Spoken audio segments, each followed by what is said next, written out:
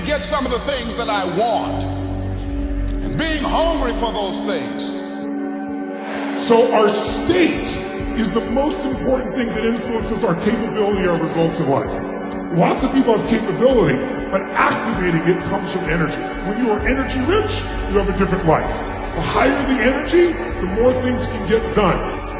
Spend more time on yourself than what you've been spending. Many of us never realize our greatness because we become sidetracked by secondary activity.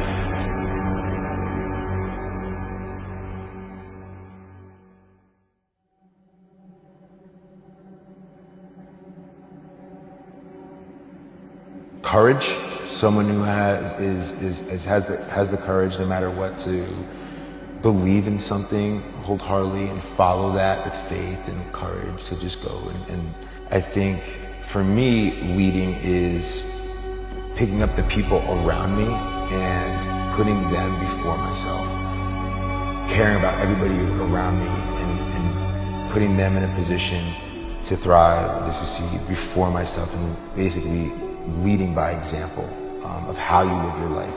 Leadership to me is character, you know, who you are. And the whole purpose is sitting down and asking the questions. What if I get asked a question that I don't have the answer to? One of the scariest things about life is a question. The scary question can shake us so hard because no one's asked that question for you. So for me, the transition for somebody to want to change it and get clarity is actually asking questions. If you don't ask the questions of what you want to do next, the world is going to put you in the box of what you have to do next, because they're determining who you need to be. And you are rising up to their expectations because you're not asking the question. You are the star of your show. You are the director. You're writing the script. And you will determine whether your life is a smash office hit or flop. People say, how often you gotta look at your goals? Every day. Because the world's gonna gobble you up if you don't. I look at it like a beacon of light that we all need to go towards every single day. Like, I need something that gets me out of bed to look at it and go, oh, that's why I'm getting up. That's why I'm working hard. But what happens is so many of us have already surpassed the goals we had when we were 19. Like most everybody listening right now, if you went back to your 19-year-old self or 17-year-old self and said, you're going to do this and do this, but we don't keep taking that lighthouse, that beacon of light, and moving it further out. I think, I like simple visuals, is what is it if it was the best year of your life? I tell everybody, just start dreaming. Best year of my life looks like this, looks like that. You write all those down, and then you stick them on this beacon of light, and push it a little bit further away from you that you can't reach it. And it's got to be a little bigger than you think, so it challenges you. One belief can change your life. Today you can make one decision, the next little time we're together, and literally change your life without hyperbole, without BS, without exaggeration, not positive thinking, because our beliefs create and our beliefs destroy our lives.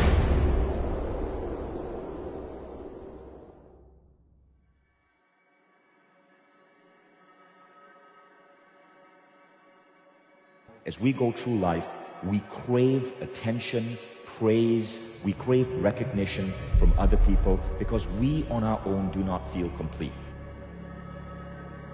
But that's what this desire for approval, for validation makes you do. It makes you do things that often don't make sense because you need to feel whole to prove something to someone else. And this is why unquitable is such an important idea. So unquitability is basically this. Extraordinary minds do not need to seek validation from outside opinions or through the attainment of goals. Suffering is pain, and the suffering is anxiety and uncertainty, and the suffering is hopelessness. But the consequence of all that is that you get bitter. And when you get bitter, you get mean, and you get cruel, and you start to hurt yourself and other people. So it's not only that if you don't have a goal, you suffer. It's that if you don't have a goal, you suffer, and then you get cruel and bitter and resentful, and then you start to actively try to make the world a worse place. Clarity to me stems from you being able to sit down and ask those tough questions that piss you off, that irritate you, that make you emotional, that you cry over, that you reflect, that makes you want to do research, that makes you follow up, that makes you sit down and say, I don't really know. I've never thought about this before. And that goes deeper and deeper and deeper. we care what other people think of us, good or bad, we limit our abilities. The problem with this type of attitude is that the fear limits us. It limits us from really doing epic things, because to do something big, you got to be prepared for rejection. You got to be prepared for failure. And the bravest people in the world are able to do the incredible things they do because these things do not represent them. The attainment of the goal, the accomplishment, the object, the man or the woman are just nice to haves, but they say nothing about who you are. I've just taken that in life in general. It's like, just I'm not going to accept that it can't be done unless somebody proves it's a zero probability. And often the case, you can't prove it's zero. There's always some non-zero probability. And it's typically the stuff that's really close to non-zero, nobody else is touching. That's where the big opportunities are. When you're working on something you want to achieve, you have got to stand up to that voice. You've got to sell yourself every day on your abilities, on what you're doing, on the goal that you want to reach. You've got to sell yourself every day, every day, every day. According to your level of belief, it will manifest itself in what you're doing.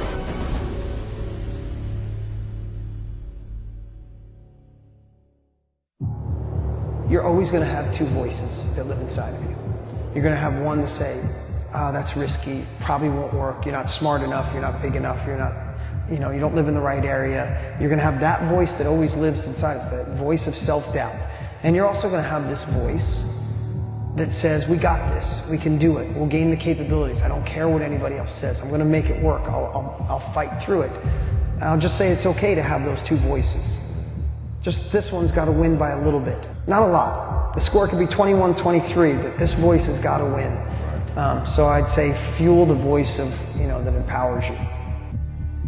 So identity is you asking the questions until eventually you get to a point that you get to the deeper part of who do you want to be, what life do you want to live, and why do you want to live this life? Why is it important to you? Why is it worth you putting through all these hours? Why would you want to do that?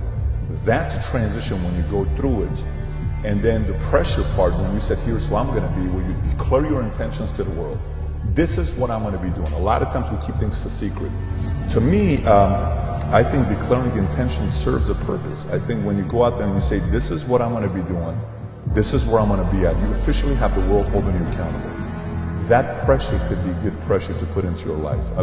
We hear the phrase peer pressure, and we always get the negative connotation with peer pressure.